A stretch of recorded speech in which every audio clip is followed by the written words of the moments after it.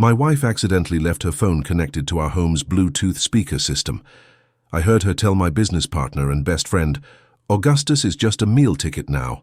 Once we get his half of the company and the divorce settlement, we can finally be together without pretending to care about that boring military boy." I didn't say anything, but at that moment, something in me broke. I walked straight to my secure office and pulled out a classified contact directory I hadn't used in 15 years. When they came back from their charity planning meeting, expecting to discuss my early retirement from our defense company, there was a surprise waiting for them. FBI agents were already investigating Clayton's sale of classified satellite communication protocols to foreign buyers. And then I realized they wouldn't just accept this quietly. This was just the beginning. If you're enjoying this story of justice and betrayal, make sure to subscribe and let me know in the comments where you're listening from. I love hearing from you all. New ebook alert. I just wrote The Wolf's Justice. My first ebook exclusively for you, my viewers. Strategic revenge wisdom from every story we've shared. Transform betrayal into power, weakness into strength. Name your price from $0 up. Link is in the video description or scan the QR code on the screen to grab your copy now. Let me take you back to how this all started, because you need to understand just how much Miranda and Clayton meant to me, and how deeply their betrayal cut through decades of brotherhood, marriage, and the kind of trust you only build through shared service to your country. I met Clayton Rivers in February 1991 at the Army Signal Intelligence Center in Fort Gordon, Georgia, during one of the coldest winters in the South's recent memory. We were both young officers learning advanced communications interception techniques during the final tense years of the Cold War, when every Soviet transmission could contain intelligence that might prevent World War III. I was 23 years old then, a second lieutenant fresh out of West Point, with dreams of serving my country through cutting-edge military intelligence. Clayton was 25, a Navy communications officer on joint assignment who understood electronic warfare systems better than anyone I'd ever met in my brief military career. The training was brutal. 18-hour days spent in windowless rooms learning to intercept, decode, and analyze enemy communications, while our instructors, grizzled veterans of Vietnam and various classified operations, pushed us to our intellectual and physical limits.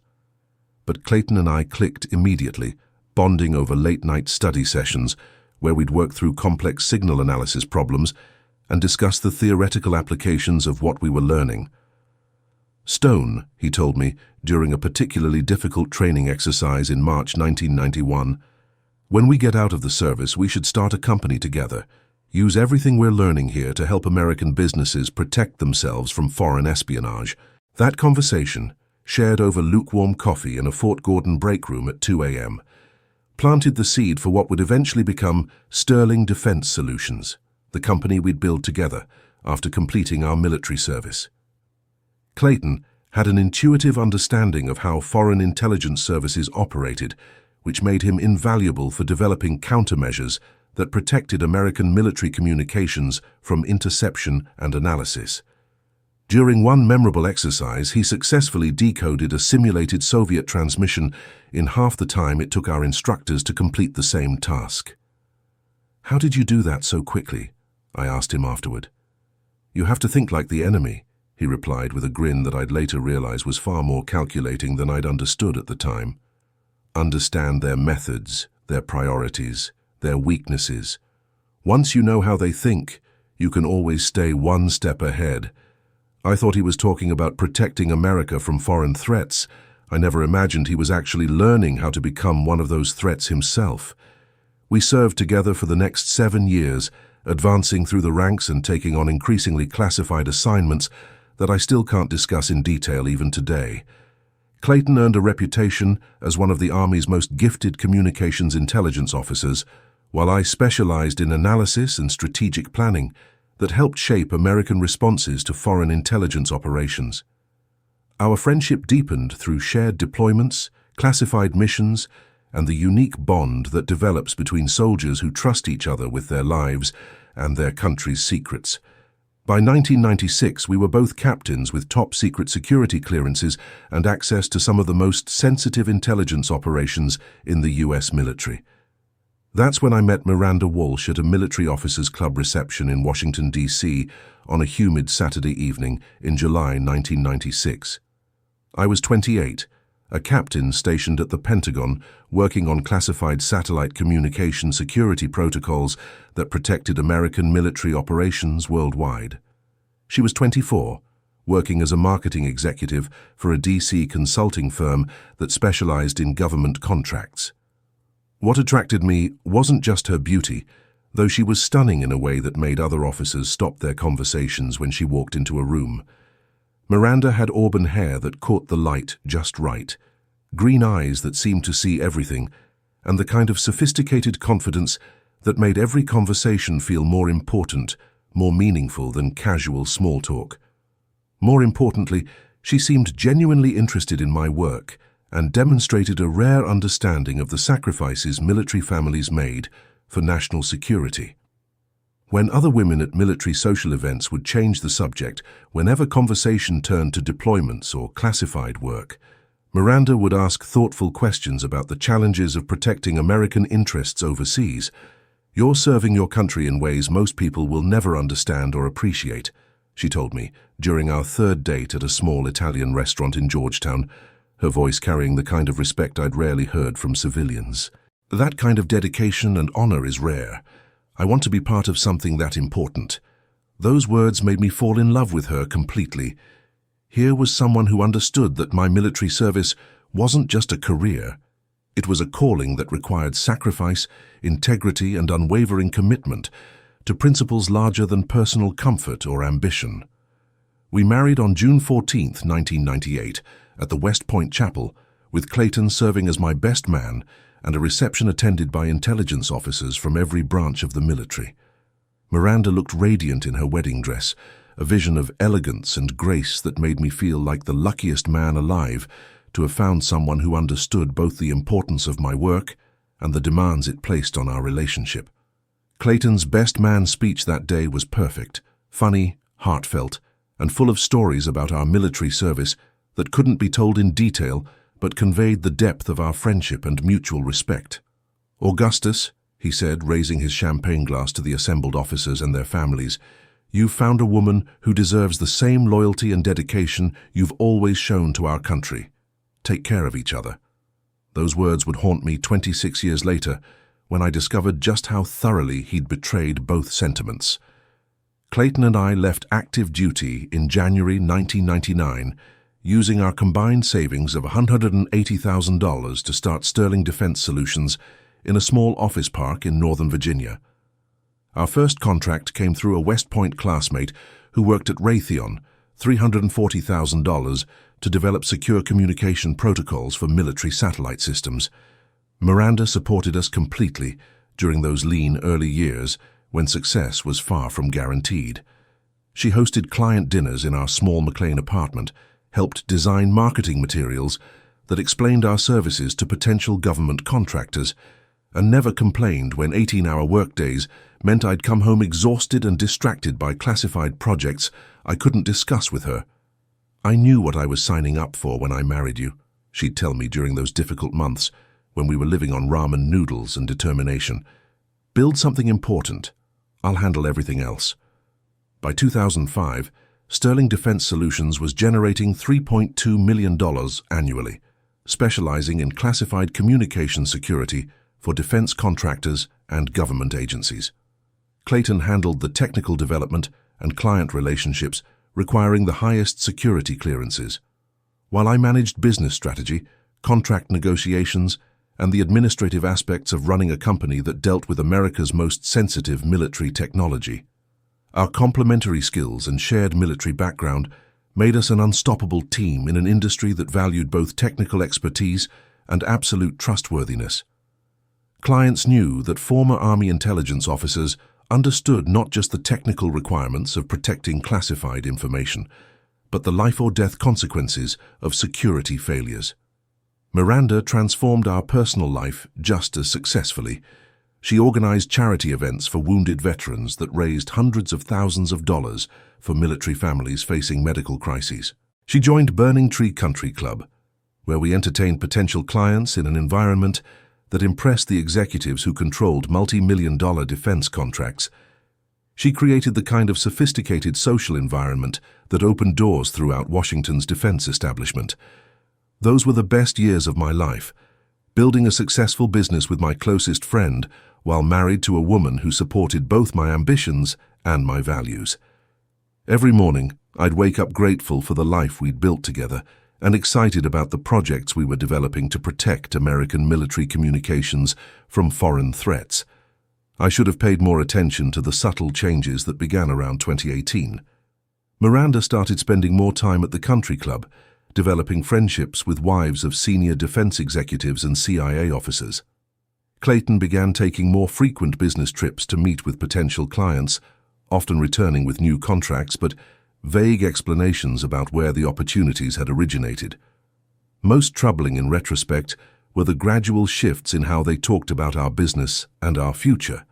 Miranda would suggest that I was working too hard, that I should consider stepping back from day-to-day operations to focus on strategic vision, while Clayton handled the technical details. Clayton would mention that some of our newer clients preferred working with him directly because they felt more comfortable discussing classified requirements with someone who'd specialized in communications intelligence. I dismissed these concerns as the natural evolution of a successful partnership. Clayton's technical expertise had always been crucial to our success, and Miranda's social connections had opened doors throughout the defense community. If clients wanted to work more closely with Clayton, and if Miranda thought I needed to focus on higher-level strategy, those seemed like positive developments rather than warning signs of systematic betrayal. I was about to learn just how catastrophically wrong that assumption had been.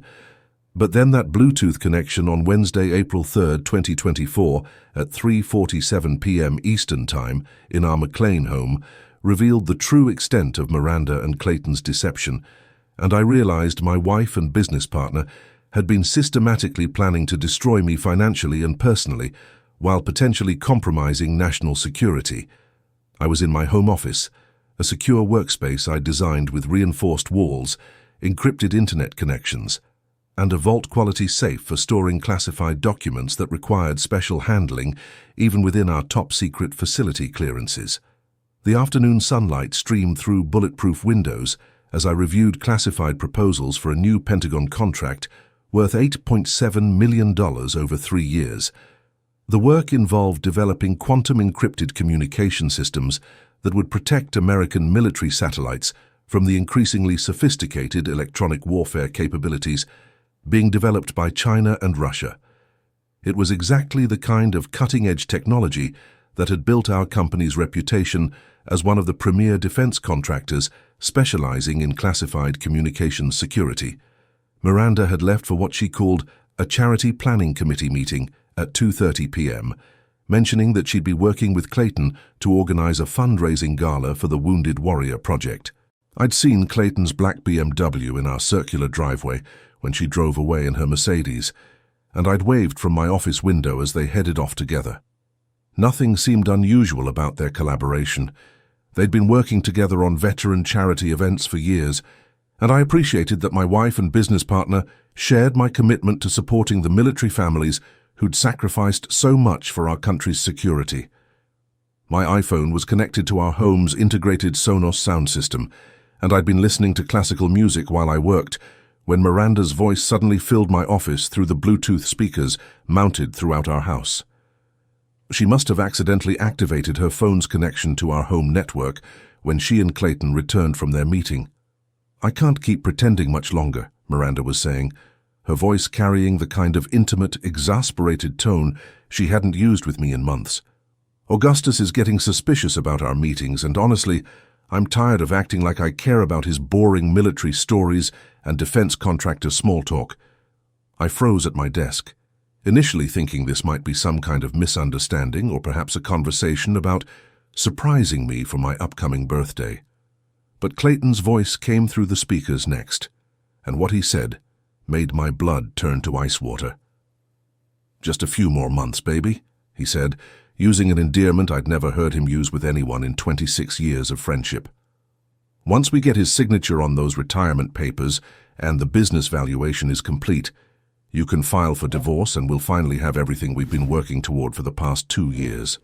The casual cruelty was breathtaking, but they weren't finished destroying 26 years of what I'd thought were the most important relationships in my life. "Augustus is just a meal ticket now," Miranda continued, with a callousness that felt like a physical blow. "Once we get his half of the company and the divorce settlement, we can finally be together without pretending to care about that boring military boy and his endless lectures about honor and duty." Military boy. That's what she called the man who'd spent 15 years defending her country, who'd built a successful business that funded her luxury lifestyle, who'd loved her completely for 26 years of marriage. "The beauty of it is," Clayton added with the confidence of someone who'd been planning this betrayal in meticulous detail, "he trusts us completely, never suspects that his loving wife and loyal business partner might have their own agenda. By the time he realizes what's happening, we'll own Sterling Defense Solutions, and he'll be lucky to get 30 cents on the dollar for his shares." But what I heard next wasn't just personal betrayal, it was potential treason that could compromise American national security. "What about the Vale situation?" Miranda asked, and I realized she was referring to Garrett Vale, a man I'd met briefly at a defense industry conference 6 months earlier who'd made me uncomfortable with his probing questions about our classified military projects. "Vale's been very generous with his consulting payments," Clayton replied, his voice dropping to something more conspiratorial and calculating. "The satellite communication protocols he wanted were worth every penny of that Swiss bank account transfer. And the beauty is Augustus never reviews the technical specifications I submit to clients. He trusts me to handle all the classified development work while he focuses on the business relationships." My hands went cold as I realized what Clayton was admitting to. Garrett Vale wasn't a legitimate defense consultant seeking our services. He was a foreign intelligence operative, and Clayton had been selling him classified American military technology while I'd been focused on growing our business and maintaining client relationships. "How much has Vale paid so far?" Miranda asked, with the casual interest of someone discussing stock dividends rather than the sale of secrets that could get American soldiers killed. $2.3 million over the past 18 months, Clayton answered matter-of-factly. "Deposited in numbered accounts under various corporate shells that can't be traced back to us domestically, more than enough to fund our new life together once we've squeezed Augustus out of his own company." The conversation continued for another 23 minutes, revealing layers of betrayal that went far beyond simple adultery or business partnership disputes. Clayton had been systematically selling classified defense secrets to foreign buyers, using the proceeds to fund his affair with my wife, while planning to force me out of the company we'd built together. Miranda had been actively encouraging the espionage because it provided additional income they could hide from divorce proceedings and use to establish new identities in countries without extradition treaties with the United States. Most devastating was learning that they'd been planning this betrayal for over 2 years, carefully timing their moves to coincide with several major defense contracts that would maximize both the value of our company and Clayton's access to classified information that could be sold to foreign intelligence services. "The quantum encryption protocols from the new Pentagon contract should be worth at least $5 million to the right buyers," Clayton said, as their conversation moved toward its conclusion. "By Christmas, we'll have enough offshore money to disappear to whatever non-extradition country offers the best lifestyle, just in case Augustus ever figures out what's been happening right under his nose." "What if he gets suspicious before then?" Miranda asked. "He won't," Clayton replied with absolute confidence. "Augustus is the most trusting, honorable man I've ever known. Those military values that made him a great soldier make him terrible at recognizing deception from people he loves. He'll never suspect us until it's far too late to do anything about it." The recording ended at 4:34 p.m., and I sat in my secure office staring at the speakers that had just broadcast the complete destruction of everything I'd believed about the two people I'd trusted most in the world. 26 years of marriage, reduced to a financial transaction. 26 years of friendship, revealed as an elaborate setup for espionage and theft. 25 years of building a business, betrayed by the partner I'd trusted with America's most sensitive military secrets. But as I sat there processing the magnitude of their betrayal, something shifted inside me. The hurt and shock began transforming into something more focused, more purposeful. Clayton had made one critical error in his assessment of my character. Yes, I was trusting and honorable, but I was also a former Army intelligence officer with 15 years of experience in counter-espionage operations. I knew exactly how to handle foreign agents who threatened American national security, and I still had contacts who specialized in exactly these kinds of cases. I'd love to know what you're thinking right now. Drop a comment and tell me if you're rooting for Augustus. And don't forget to hit that subscribe button, because this story is about to get incredibly intense. That's when I realized Clayton and Miranda had made the most catastrophic mistake of their lives. They thought I was just a trusting military officer, too focused on honor and duty to notice their systematic betrayal. They were about to learn that someone with 15 years of Army intelligence experience knew exactly how to handle foreign espionage operations and had the contacts to ensure appropriate consequences. Thursday morning, April 4th, I called Victoria Cross, an FBI counterintelligence agent I'd worked with during my final years in military service. Victoria specialized in investigating foreign intelligence operations targeting American defense contractors, and she'd maintained the kind of security clearances that allowed her to handle the most sensitive espionage cases involving national security. "Augustus Stone," she said, when her secure line connected at exactly 8:00 a.m. "It's been too long. How's civilian life treating you?" "Victoria, I need to report suspected foreign espionage involving classified defense contracts. This is urgent, and it involves someone with top-secret clearance who's been systematically compromising American military technology." The change in her voice was immediate, from friendly colleague to focused law enforcement professional. "I'll be at your office in 2 hours. Have all the documentation ready, and don't discuss this with anyone else until we've had a chance to assess the situation." Victoria's response was everything I'd hoped for: immediate, professional, and focused on protecting national security rather than getting caught up in the personal drama aspects of what I'd discovered. Within 48 hours, she'd initiated a comprehensive counterintelligence investigation that would examine every aspect of Sterling Defense Solutions operations over the past 3 years. "Augustus," she told me after reviewing the audio recordings, financial evidence and technical documentation I'd compiled, "this isn't just espionage. This is systematic treason. Clayton Rivers has been selling some of our most sensitive military communication protocols to what appears to be a sophisticated foreign intelligence network." How serious are we talking? 20 to life serious. The Espionage Act doesn't distinguish between selling secrets to hostile foreign governments and selling them to private buyers who work for hostile foreign governments. And the satellite communication protocols he's been compromising, those protect American military operations worldwide. But I wasn't satisfied with just exposing Clayton's espionage activities. I also needed to protect my business interests and ensure that my personal assets couldn't be seized as proceeds of criminal activity that I'd unknowingly benefited from. I called Nathaniel Price, a corporate attorney who specialized in defense contractor law and understood how to protect legitimate business assets during federal investigations involving security clearances and classified information.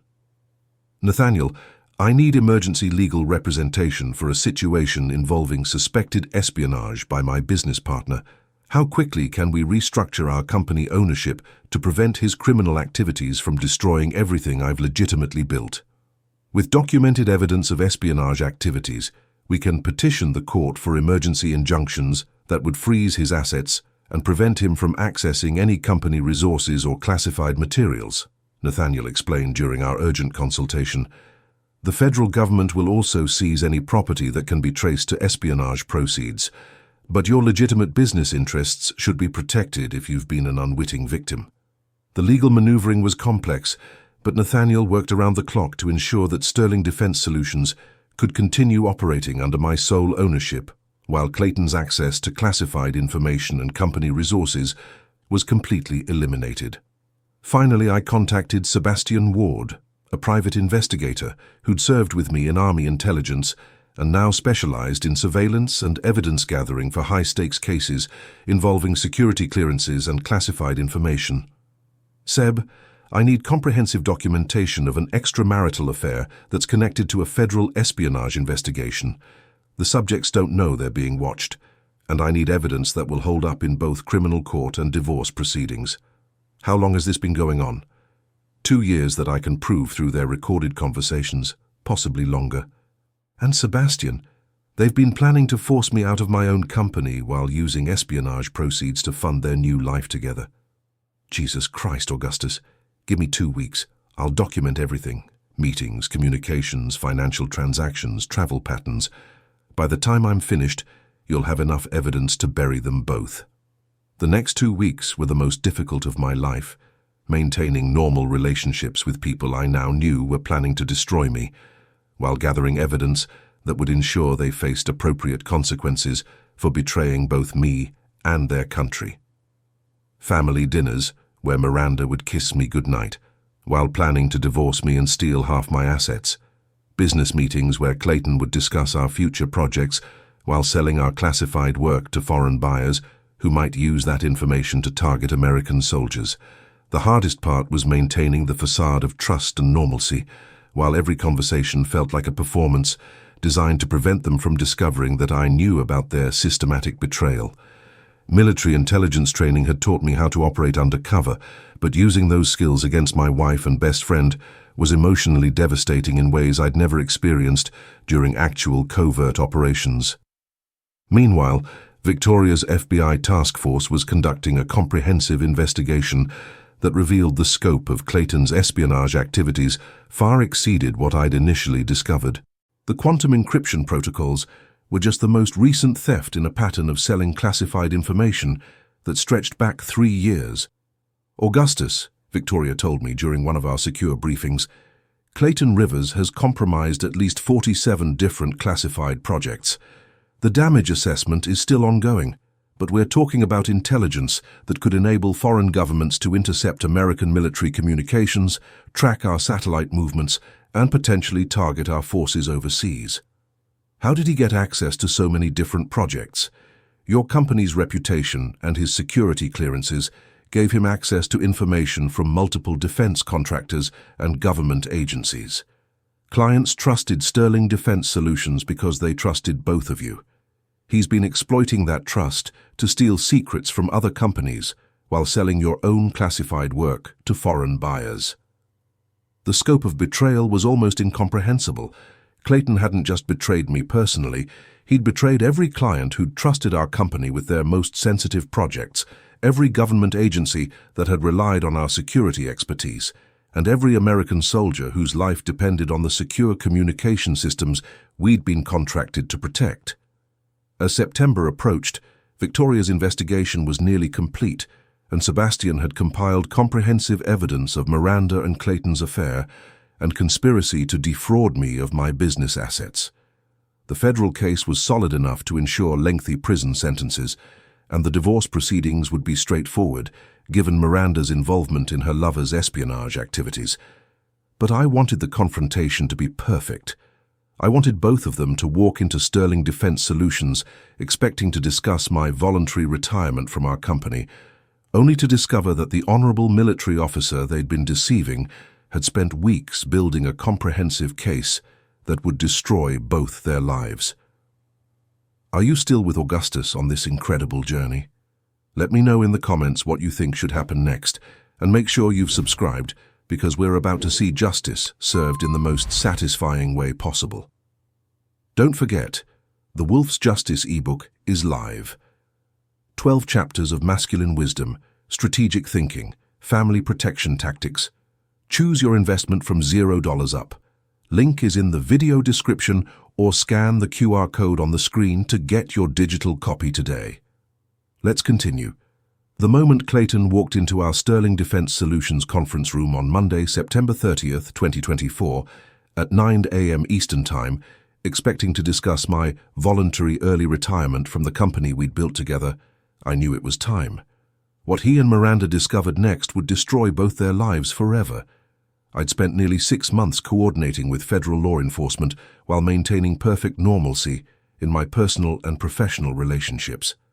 Victoria Cross had assembled a joint FBI-NSA task force to investigate Clayton's espionage activities. Nathaniel Price had filed emergency motions to protect my legitimate business interests from seizure as proceeds of criminal activity. Sebastian Ward had compiled comprehensive surveillance evidence documenting Miranda and Clayton's affair and their systematic planning to force me out of our company. But neither Clayton nor Miranda suspected that their carefully constructed plan was about to collapse under the weight of a federal counterintelligence operation. Clayton entered our conference room carrying his usual leather portfolio and wearing the confident expression of someone who believed he was about to win the biggest negotiation of his career. He dressed carefully for the occasion, his most expensive suit, Italian leather shoes, the kind of power outfit designed to intimidate someone he expected to surrender without a fight. Miranda had driven separately and was waiting in our company's lobby, supposedly there to provide emotional support during what they'd told me would be a difficult but necessary conversation about transitioning company leadership to younger, more dynamic management. The conference room itself held so many memories of our partnership. The mahogany table where we'd planned our company's growth for 25 years. The wall displaying our major contract awards and commendations from grateful military units whose communications we'd helped protect. The secure telephone that connected directly to Pentagon procurement offices, where we'd negotiated deals worth tens of millions of dollars.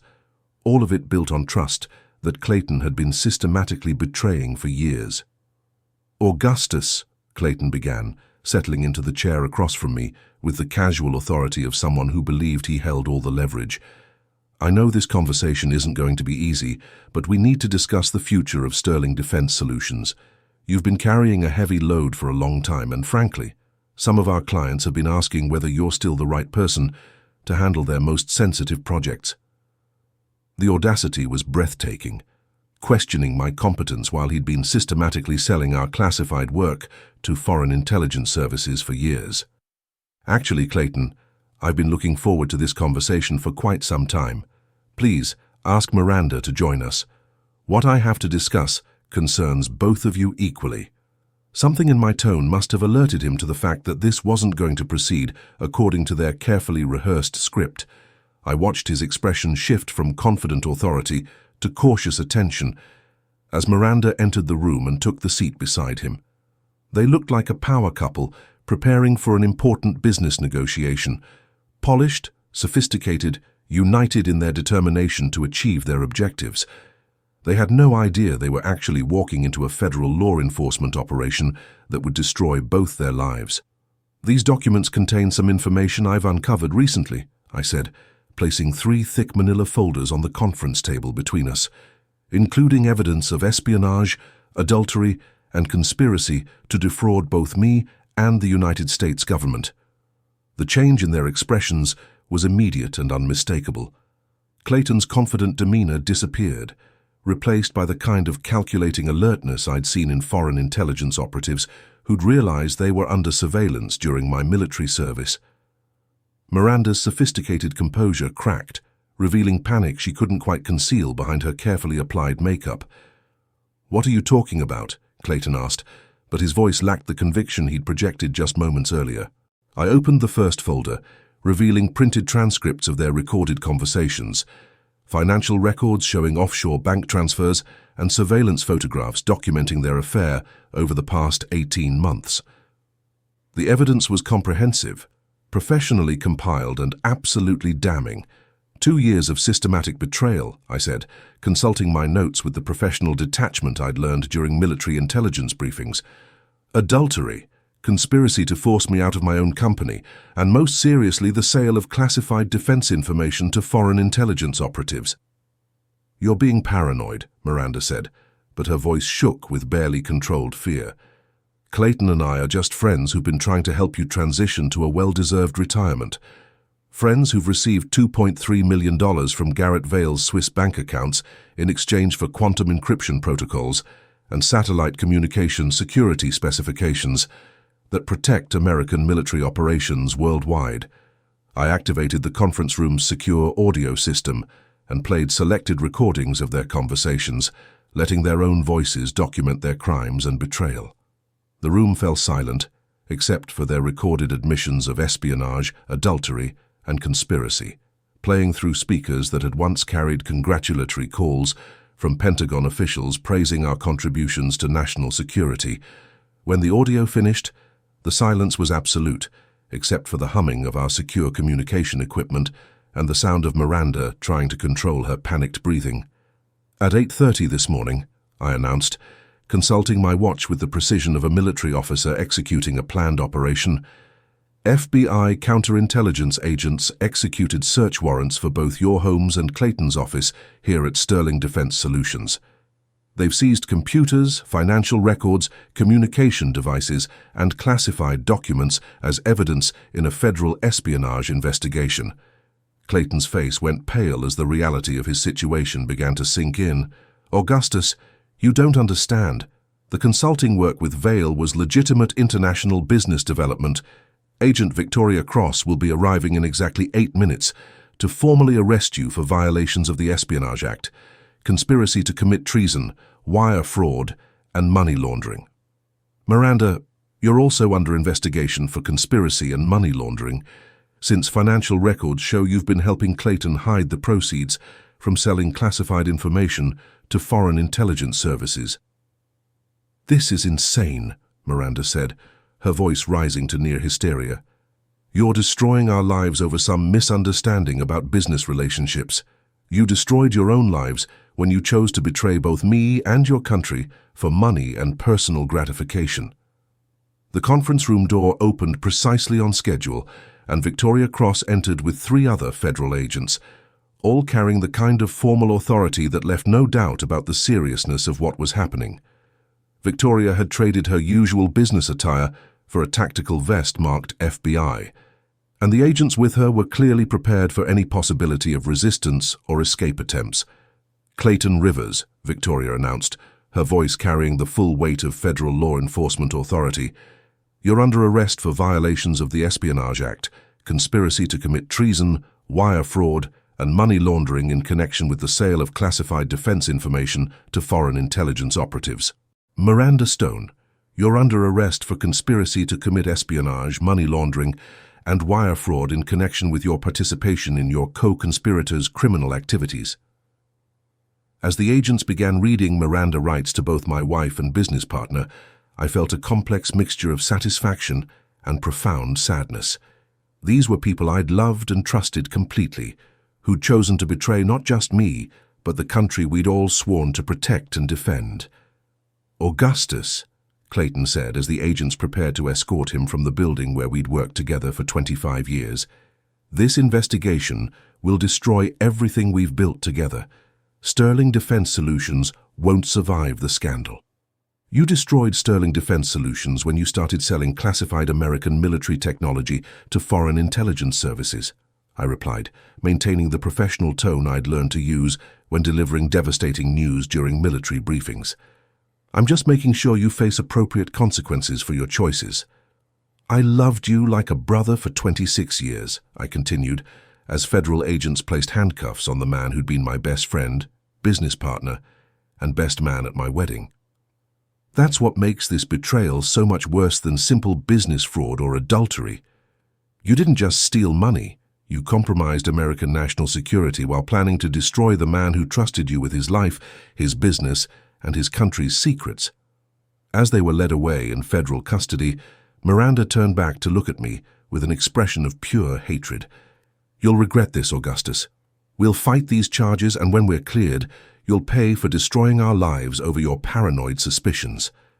Miranda, I said quietly, you can fight the charges if you want, but you recorded yourselves admitting to espionage, adultery, and conspiracy to defraud me and the federal government. The evidence isn't based on suspicion, it's based on your own words, captured by your own devices, in your own voices.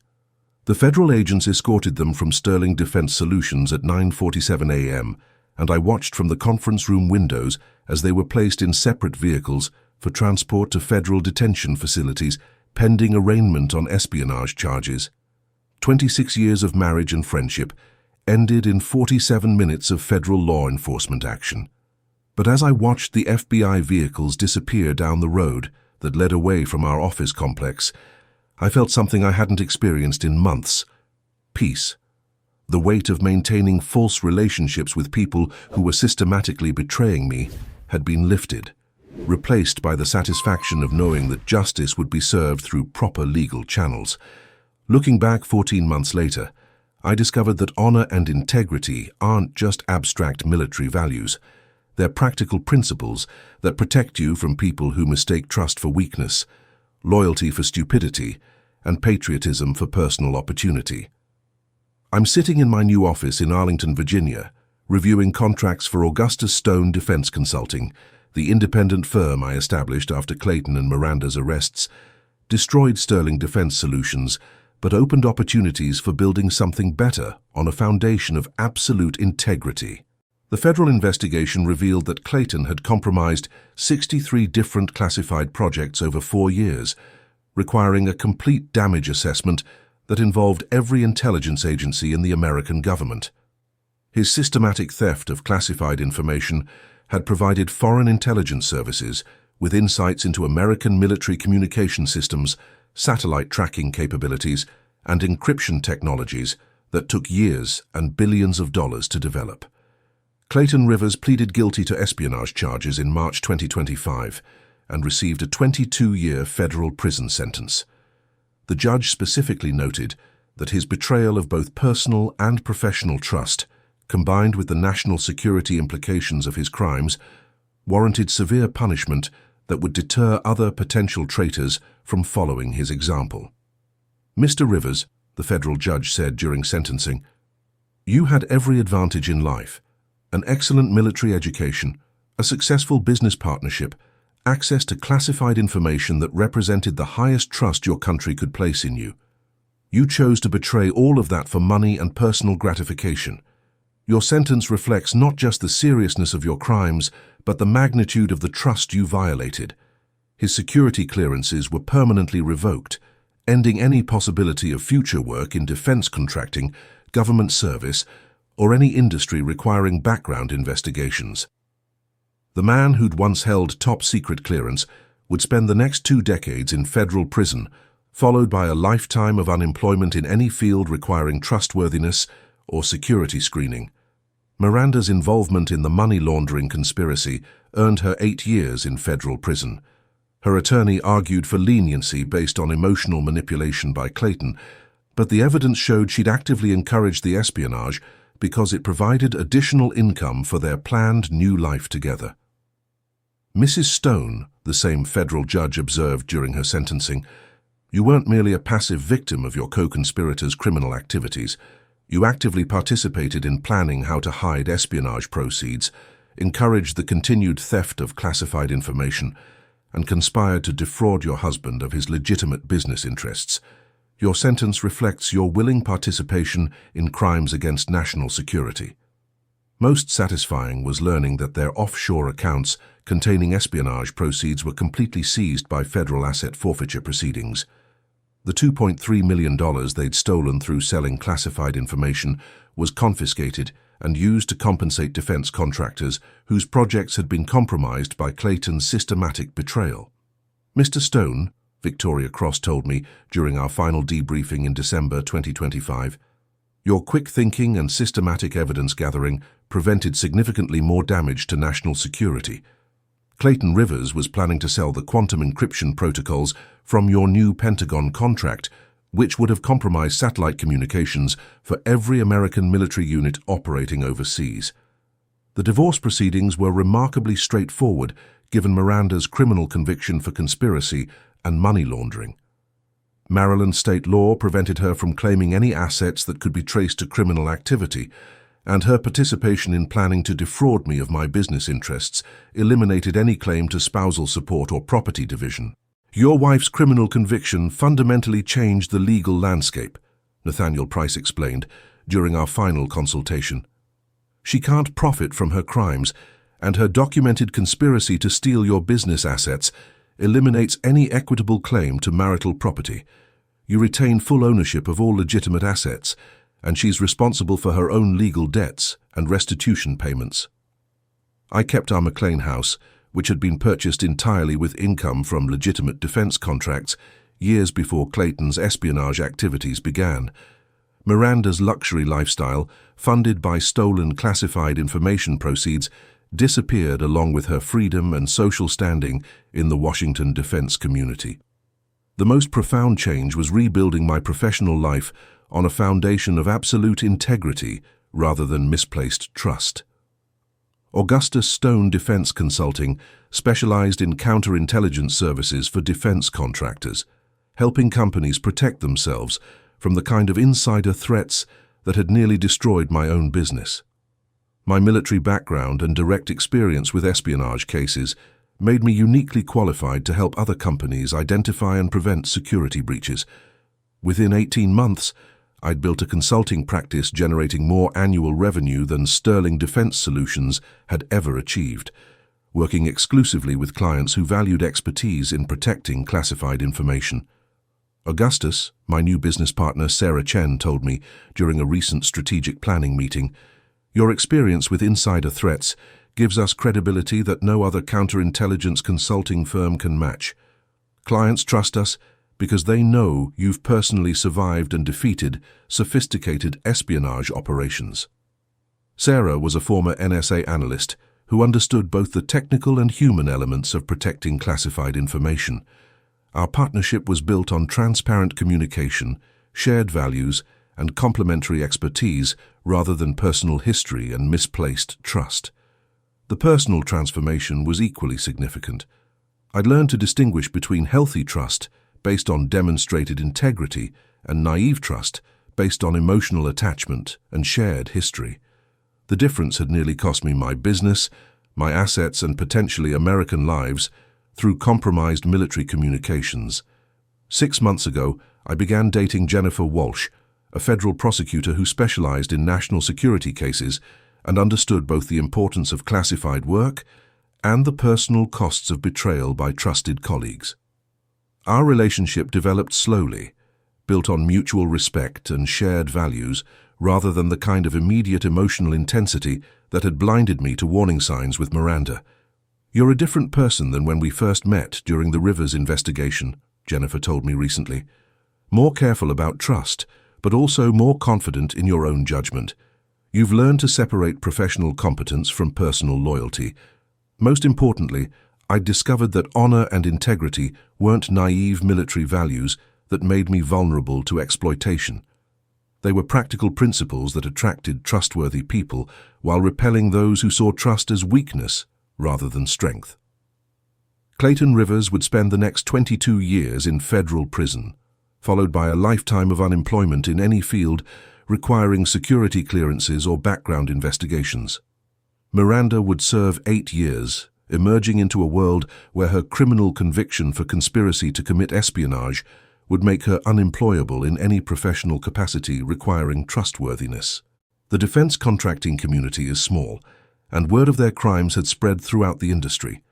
Neither would ever again have access to classified information, government contracts, or the kind of sophisticated social environments that had enabled their systematic betrayal.